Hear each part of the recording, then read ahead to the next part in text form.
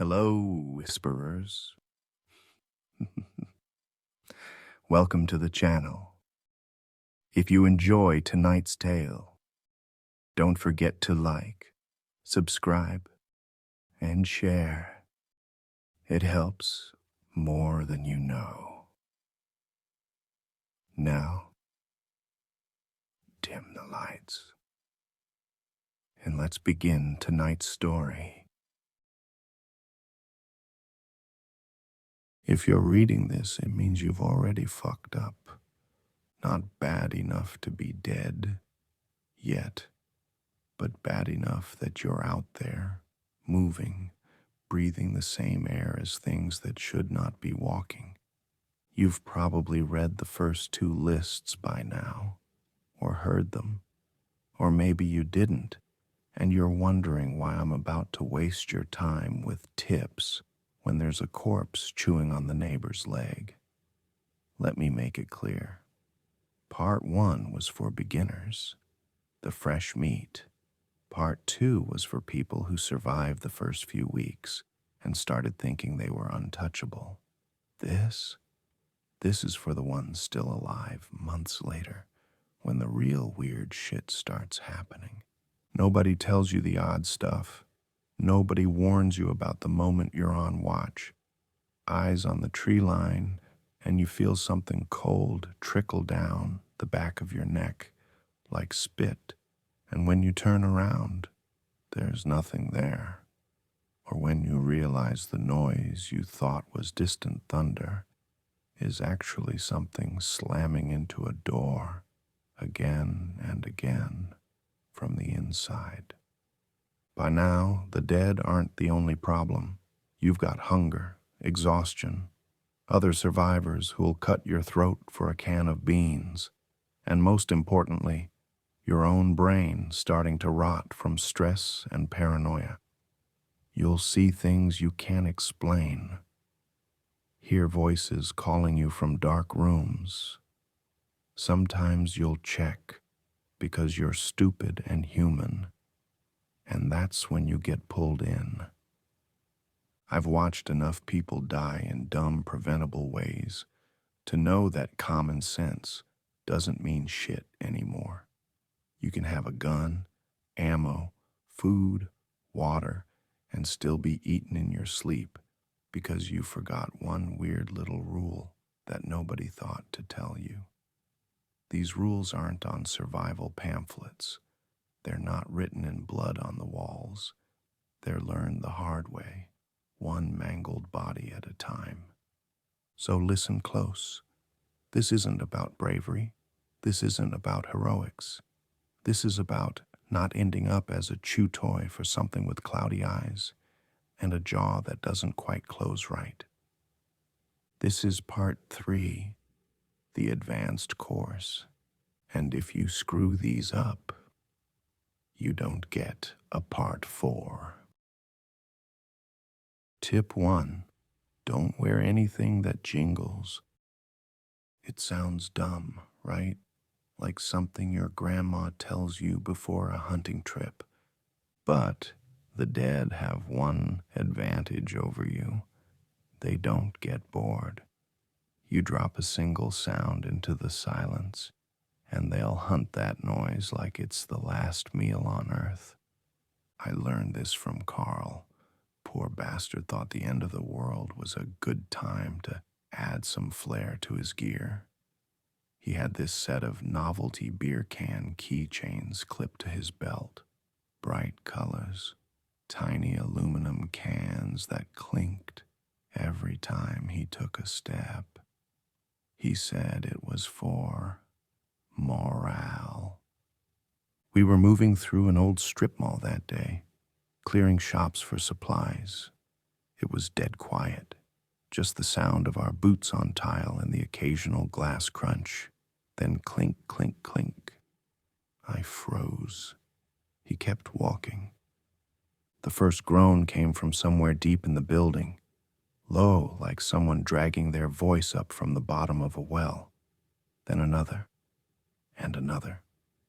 In less than a minute, the sound was echoing from every dark corner around us. was slower. All those little beer cans made him sound like a damn ice cream truck in July. They came from behind, from the sides, even from the rafters.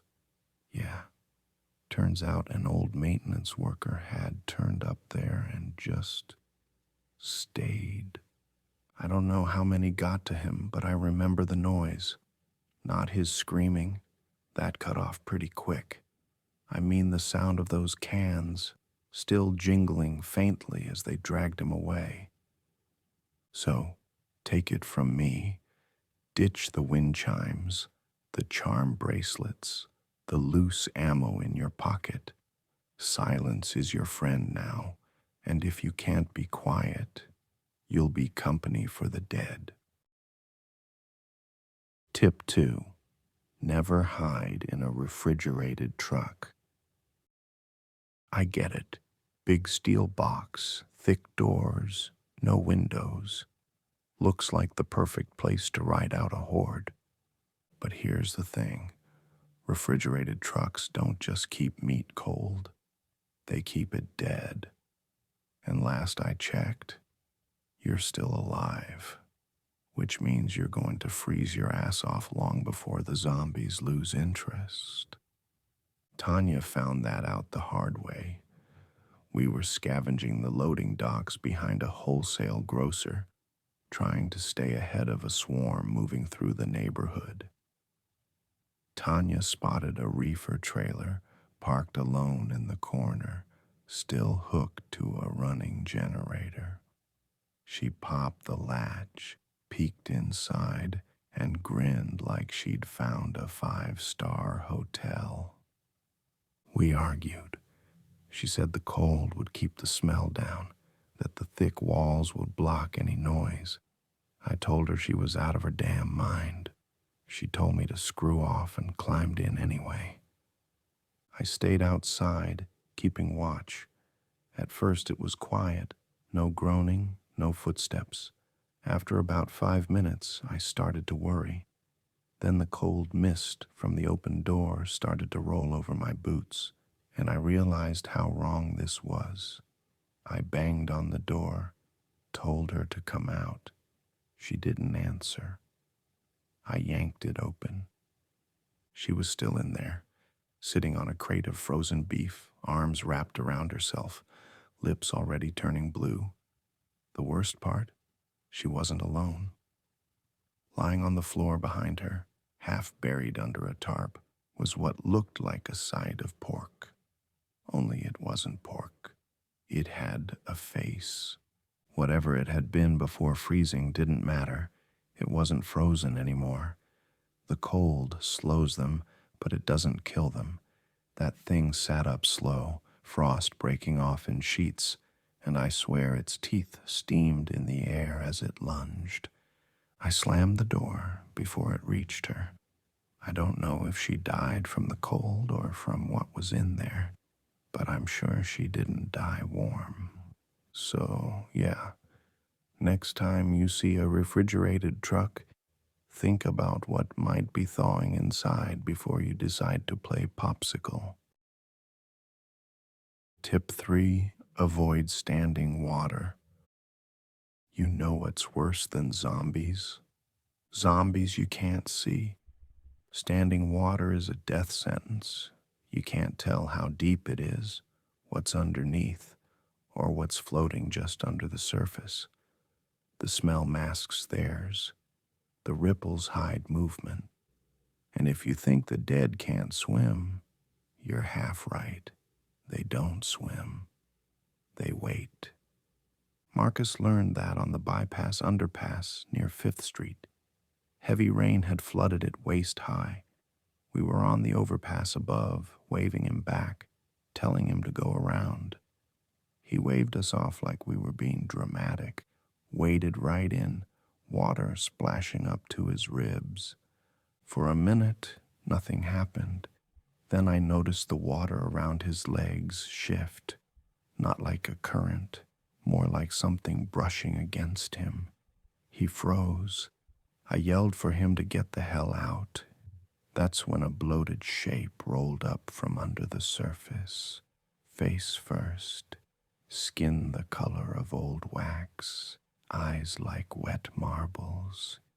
It didn't lunge, it just rose slowly, mouth open, as if it had been sleeping there for days, and then it grabbed his ankle. The water exploded into thrashing and screams. Marcus tried to pull free, but more shapes started bobbing up around him. 5, maybe 6, each one swollen and pale, fingers like gray ropes wrapping around him. They didn't drag him under all at once. They pulled him piece by piece. His head went under last. The water went still a few seconds later. The ripples smoothed out. If you hadn't seen it happen, you'd think it was just an empty underpass again. Remember this: the dead don't need air, and they don't drown. They sink, they settle, and they wait for someone like you to come wading in. Tip 4. Don't play hero for strangers with covered faces. If someone's got their face covered, mask, scarf, helmet, whatever, you better have a damn good reason to pull it off, because sometimes there's a reason they're keeping it hidden, and it's not shyness. Devin found out the hard way. We were moving through a half-collapsed parking garage, picking our way around burned-out cars, when we heard it, a muffled, panicked wheeze. Sounded like someone trapped under metal. Devin, being the bleeding heart of the group, ran ahead before I could stop him. He found a guy slumped against a concrete pillar, ski mask pulled down tight, breathing ragged, hands tied in front like he'd been some kind of prisoner. Devin drops to one knee, says something like, "Don't worry, I'll get you out." Now here's the part where any sane person would have checked for bites, or at least noticed the smell, like a hot dumpster behind a butcher's shop. Not Devin. He reaches up, grabs the mask, and yanks it off. Half the guy's face was just gone. Not chewed clean either. It was like someone had taken an ice cream scoop to him. Skin hanging in flaps, teeth showing through where cheek should have been. His good eye locked on Devin, and before my brain caught up, the thing's jaw clamped on his forearm. We dragged Devin out, but by the time we hit daylight, he was already shaking, eyes rolling, blood running down to his fingertips. You don't come back from a bite. We all knew it. He knew it. So here's the rule. If you can't see their face, don't uncover it. If they're alive, they can show you themselves. If they don't, there's probably a reason you won't like. Tip 5. Don't trust locked stores. Locked doors don't mean safe. They mean something's still inside. Liz didn't get that. We were in the old part of town. Brick storefronts, busted windows, the kind of places you can tell have been stripped bare for months.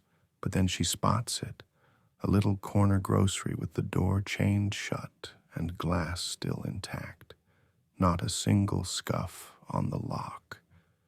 She grins like she just hit the jackpot. No one's been in here yet. I told her there was probably a reason for that. She told me I was being paranoid, which, yes, I absolutely was, and it's why I'm still breathing. She slips inside through a broken side window, flashlight beam bouncing over dusty shelves stacked with cans, sealed bags of rice, even bottled water. No rot, no smell. Too perfect. Then I notice something through the front glass, dust patterns on the floor like heavy boots pacing back and forth. Only no boots, just the outline of toes. I yelled for her, but she was already deep in the aisles. Then her light caught something between two shelves. Not a person, not really, just a man-shaped thing with milky eyes, jaw hanging loose like it had unhinged, and a smear of blood down its apron. It had been locked in there when it turned, probably by someone who thought they were containing it. All they'd really done was stockpile its pantry. Liz didn't come back out. The shelves rattled for a while, then went still. So yeah, next time you see an untouched store, remember, the dead don't always wander. Sometimes they just wait for someone to open the door. Tip 6. Watch the roof lines. Most people keep their eyes on the street. Makes sense. Zombies shuffle, they groan, they come from ground level. But the longer this goes on, the more you realize they don't all stay there. Owen didn't realize it until it was too late. We were cutting through the downtown strip, half the buildings gutted by fire, half still standing like burned teeth. Sun was behind us, long shadows across the street. Owen was walking point, eyes scanning doorways, alleys, cars, never once looked up. I don't know if it was the smell or the sound that tipped me off first. It wasn't the usual moan. It was this dry scraping, like denim against concrete. I tilted my head back just in time to see it. A dead firefighter, still in gear, hanging halfway over the roof's edge. Blackened helmet, melted visor, skin stuck to the inside. I think it had been lying there for weeks, maybe months, until we passed underneath. Then it just dropped. It didn't land clean. It hit Owen's shoulder first, knocked him down, and then there was this awful snap. Not from him, from it, as bone punched through burned skin. Didn't matter. It was already chewing before I even reached him. We had to put them both down.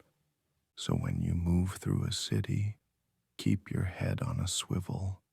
The dead don't care about gravity, and rooftops are just another place to rot until you wander by. Tip 7. Never sleep in a tent alone. I know. Tents seem cozy. A little nylon bubble between you and the outside world. Zipper it shut, curl up in your sleeping bag, pretend the dead aren't wandering a few hundred yards away. That's the problem. Tents make you forget. There's nothing but a thin sheet keeping you alive. And if you're alone, there's no one to notice when that sheet starts moving. Kelly insisted she'd be fine, said she wanted some personal space away from the rest of us in the main camp. We set her up on the edge of the tree line so she'd still be within earshot, gave her a flashlight, told her to keep her pistol close. Night fell hard. No moon, no stars, just the hiss of wind in the branches. I was on watch when I heard it. The slow, deliberate sound of a zipper sliding. Not fast, not frantic, careful. I grabbed my light and ran over, calling her name. The tent was still zipped, but the fabric was stretched inward like something was leaning against it from the inside. I unzipped it halfway. The smell hit first. Damp rot. Old blood. Kelly was sitting cross-legged in her sleeping bag, staring straight ahead, breathing slow. And right behind her, wrapped around her like a child clinging to its mother, was something that wasn't breathing at all. Its face was buried in her neck. I couldn't see the bite, but I didn't need to. The second my light hit its eyes, it looked at me, teeth still in her skin. I zipped the tent back up. We burned the whole thing before morning. If you're going to sleep in a tent, never do it alone. At least, if you're with someone, You'll hear them scream before it's your turn. Tip 8. If you hear chewing, freeze. You ever walk into a room and hear it? That wet, rhythmic smack, smack, smack, the scrape of teeth on bone? Your first instinct is to get the hell out.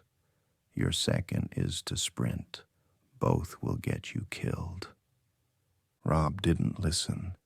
We were scavenging an old daycare. Don't ask me why, I try not to think about it, when we heard it. From somewhere down the hall, past the murals of smiling cartoon animals, came the sound of chewing. Not the soft kind, either.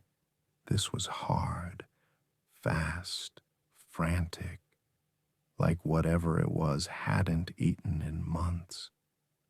I stopped, put a hand on Rob's chest. He brushed it off. If it's busy eating, we can sneak past, he whispered. Then he ran. He made it 3 steps before the chewing stopped. I swear the silence was louder than the noise had been. Then every door in the hallway opened, not slowly, slammed open. They weren't just in one room. They were in all of them. 24 heads snapped toward him in perfect unison, jaws swinging, strings of red hanging from their teeth.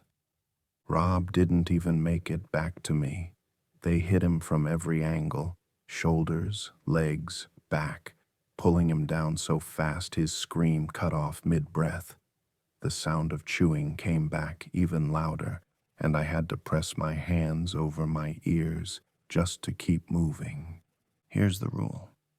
If you hear chewing, don't move, don't talk, don't breathe any louder than you have to.